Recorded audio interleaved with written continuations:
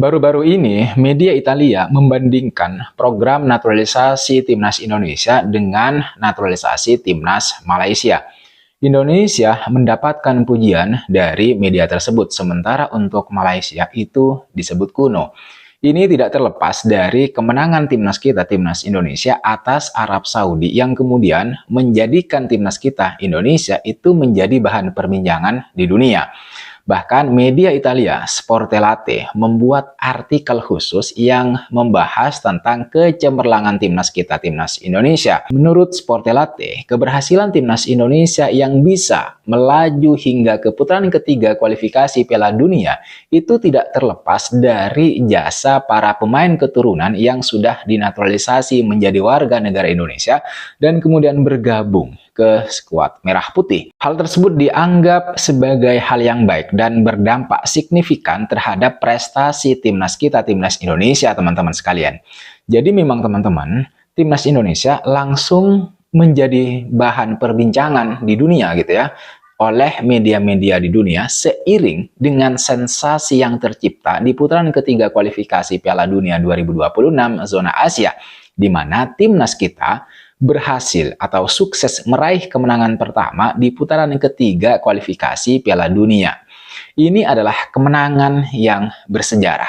Bukan hanya karena ini adalah kemenangan pertama timnas kita di putaran ketiga. Bukan hanya itu gitu ya. Atau poin yang diperoleh karena bisa memperoleh 6 poin hanya dalam 6 pertandingan.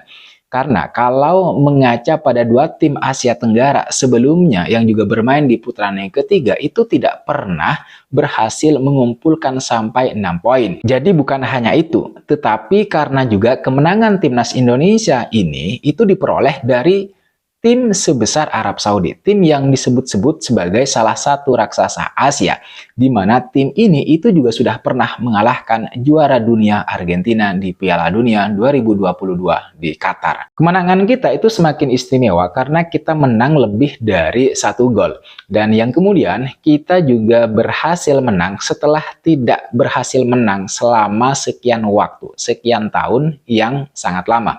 Apalagi biasanya tim-tim Asia Tenggara yang berhadapan dengan Arab Saudi itu selalu berakhir dengan kekalahan.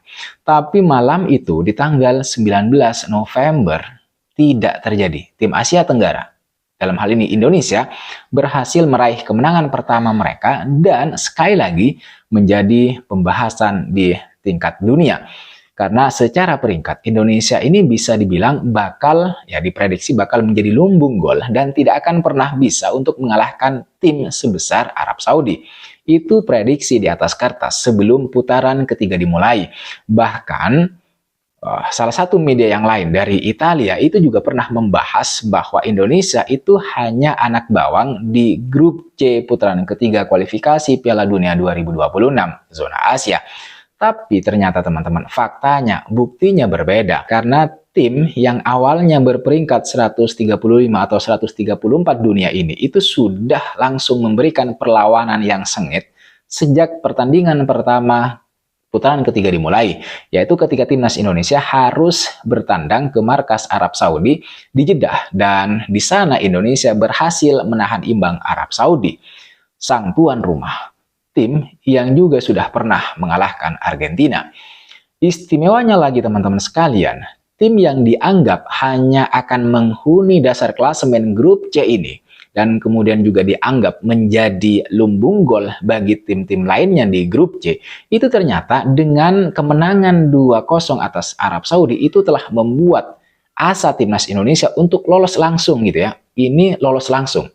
Untuk lolos langsung ke putaran final Piala Dunia 2026 itu terjaga bahkan terbilang terbuka lebar. Karena skuad asuhan Shin Tae-yong ini, timnas kita, timnas Indonesia, kini berada di peringkat ketiga grup C dengan raihan 6 poin.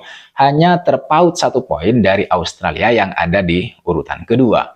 Sebagai informasi ke kalian semua, dan saya yakin kalian semua sudah tahu begitu, untuk lolos langsung ke putaran final, timnas Indonesia harus finish di peringkat 2 besar grup C. Dan itu terbuka sekarang dengan kemenangan sensasional yang diraih timnas dari Arab Saudi. Nah, Laga berikutnya melawan Australia di bulan Maret tahun depan, teman-teman sekalian, itu bisa menjadi pembuktian bagi timnas Indonesia bahwa mereka bukan anak bawang, bahwa peringkat hanya soal angka, bukan soal kualitas. Dan yang paling krusial di tahun depan adalah peran para pemain diaspora yang kembali kita tunggu. Apalagi tahun depan kita akan melihat Ole Romeni di barisan depan atau di barisan penyerang timnas kita, timnas Indonesia. Ini akan menjadikan serangan-serangan timnas Indonesia akan semakin tajam. Apalagi di sisi kanan kita sudah kehadiran Kevin Dix yang saat melakoni laga debutnya bersama timnas Indonesia ketika timnas Indonesia melawan timnas Jepang, beberapa kali Kevin Dix itu berhasil memberikan umpan-umpan matang ke depan gawang timnas Jepang. Beberapa kali serangan timnas Indonesia, timnas kebanggaan kita ini, itu dilakukan lewat pergerakannya di sisi kiri timnas Jepang, teman-teman. Sebenarnya, saya bukan mau mengkooptasi atau membuat kotak-kotak. Ini pemain diaspora, ini pemain naturalisasi, dan ini pemain lokal misalnya. Tidak ya, saya tidak bermaksud seperti itu. Karena siapapun yang bermain untuk timnas Indonesia, ya mereka adalah pemain Indonesia, warga negara Indonesia. KTP-nya Indonesia, terlepas di mana mereka lahir dan tumbuh besar. Tapi memang harus diakui teman-teman bahwa kiprah para pemain diaspora yang hadir melalui jalur naturalisasi itu memang telah menjadi kunci utama. Dan sebuah media Italia seperti saya bilang tadi, Sportelate, membahasnya secara khusus seperti yang saya bilang di awal video ini. Sebuah artikel yang ditulis oleh Gabriele Moretti dan dirilis pada tanggal 2 November 2024 lalu mengulas secara khusus mengenai hal tersebut. Di mana artikelnya secara khusus diberi judul "Pentingnya Oriundi dalam sepak bola pada 2024" dengan Ketua Umum PSSI Pak Erick Thohir sebagai covernya. Sebagai informasi buat kalian semua teman-teman, Oriundi adalah istilah dalam bahasa Italia yang memiliki arti pemain diaspora, pemain keturunan atau naturalisasi.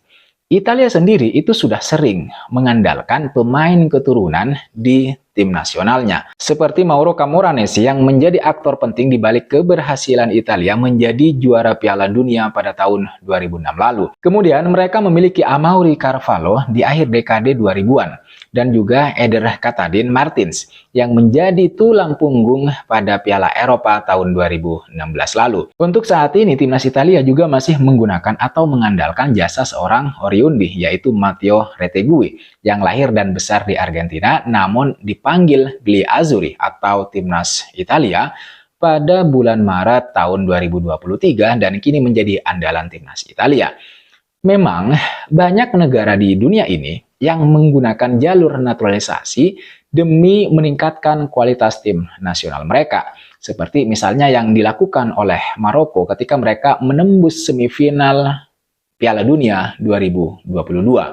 Sportelate juga menyadari bahwa timnas Indonesia, timnas kita telah mengandalkan jasa Oriundi atau pemain diaspora belakangan ini. Dalam artikelnya, Gabriele Moretti mengatakan bahwa sejak tahun 2022 hingga kini tim nasional Indonesia telah memanggil 15 pemain Oriundi yang dinaturalisasi yang bisa mendapatkan kewarganegaraan secara mudah melalui jus sanguinis.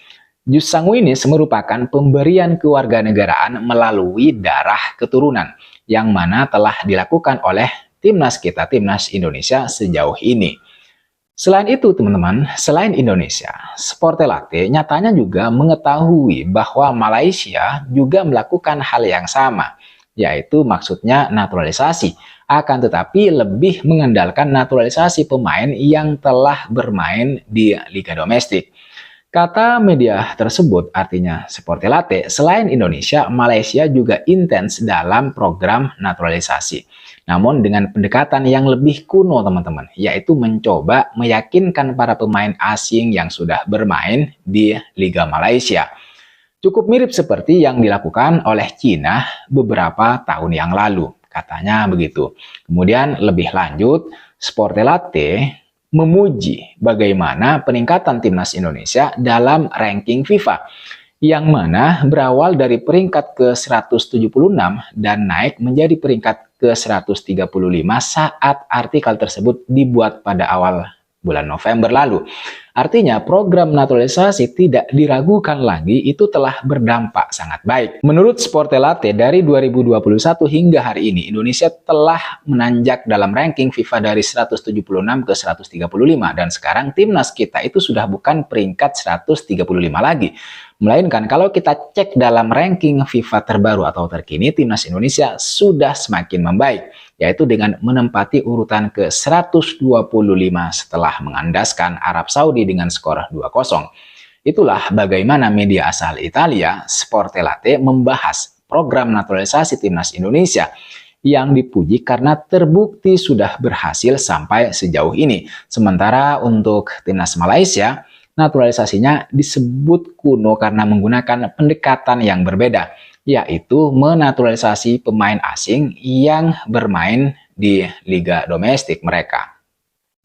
Oke teman-teman, saya kira itu yang bisa saya bahas, yang bisa saya ketengahkan ke kalian semua di konten kali ini. Terima kasih sudah menonton video ini sampai selesai. Terima kasih juga sudah subscribe, sudah memberikan kritik, saran, dan masukannya. Jangan lupa like, komen, dan subscribe. Nyalakan notifnya. I'll see you on the next video.